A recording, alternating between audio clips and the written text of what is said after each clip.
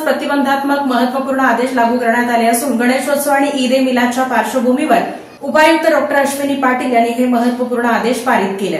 गणेशोत्सव व ईद ए मिलादच्या पार्श्वभूमीवर शहरातील कायदा सुव्यवस्था अबाधित राखण्याकरता 28 ऑगस्ट रोजी रात्री 12 ते 11 सप्टेंबर रोजी रात्री 12 या कालावधीसाठी जमावबंदी व प्रतिबंधात्मक आदेश जारी करण्यात आला आहे।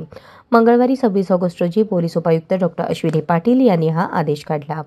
सार्वजनिक ठिकाणी मिरवणुका काढण्यास, सभा घेण्यास, 5 किंवा त्यापेक्षा अधिक लोकांना एकत्र येण्यास मनाई राहणार आहे। विवाह अंत्ययात्रेला हा आदेश लागू राहणार नाही। मात्र मिरवणूक, मोर्चा, रॅली, आंदोलन, निवेदन, धरणे व सभा यासाठी पोलिसांची पूर्व परवानगी बंधनकारक आहे।